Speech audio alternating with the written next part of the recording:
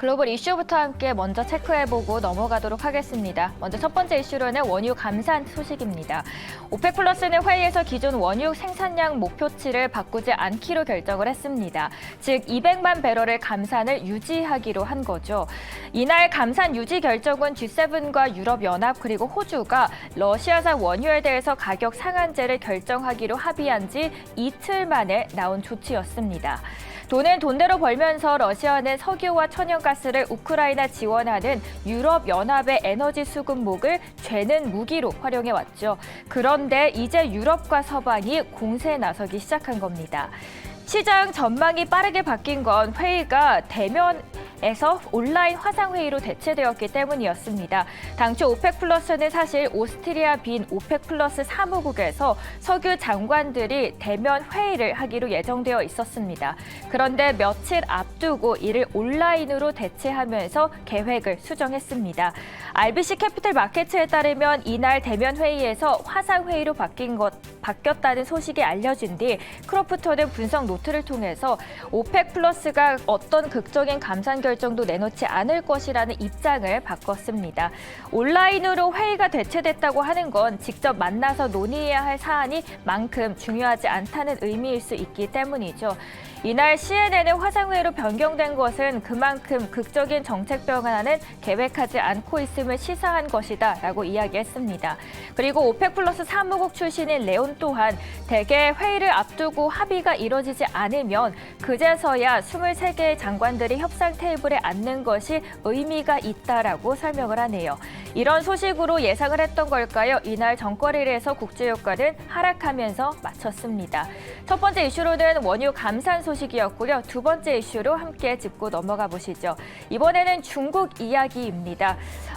이번에 중국에서는 시진핑 중국 국가주석이 처음으로 중국의 방역 완화를 언급했습니다.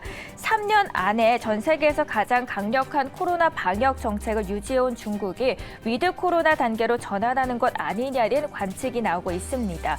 이미 베이징 등 10여 개 곳에서는 시내 대중교통을 이용할 때 PCR 검사 음성 결과를 지참하지 않아도 탑승을 허용하기로 했고요. 백신 접종률 상향 목표치도 구체적으로 세워놨습니다.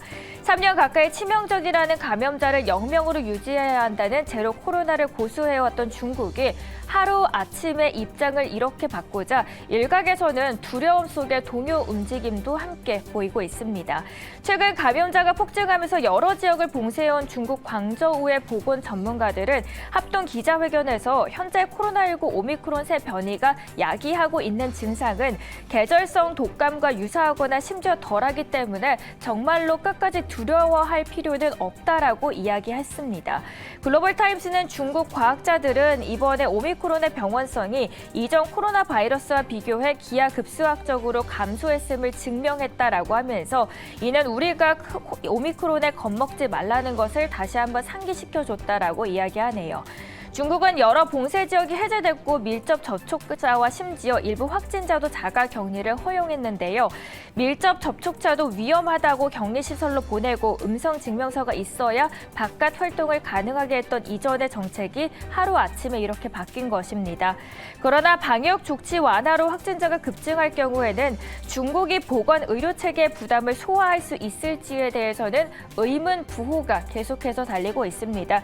실제로 중국의 낮은 백신 접종률이나 미흡한 의료 체계 등을 고려했을 때 사망자 수가 수백만 명으로 늘어날 수 있다는 우려가 꾸준히 제기되고 있기 때문인데요.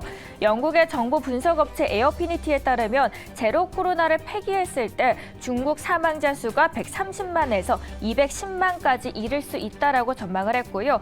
미국의 연구진 합동 분석에서도 따르면 중국에서 안전장치 없이 사망자 수는 150만 명까지 늘어날 수 있다고 보고 있고 중환자실 입원 수요가 수용 가능치의 15배까지 치솟을 수 있다라고 전망하고 있습니다.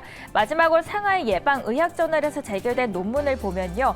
코로나19 방역 조치가 홍콩처럼 즉각적으로 이렇게 완화될 경우에는 중국 본토 확진자 수가 무려 2억 3천만 명으로 늘어나고 사망자 수도 200만 명까지도 발생할 수 있다는 전망을 내놓고 있습니다.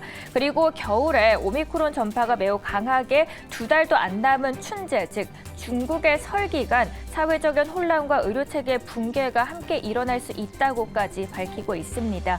방역 완화를 요구하는 시위가 벌어졌음에도 불구하고 정작 방역이 완화되자 이에 저항하는 분위기도 조금씩 감지되고 있는데요.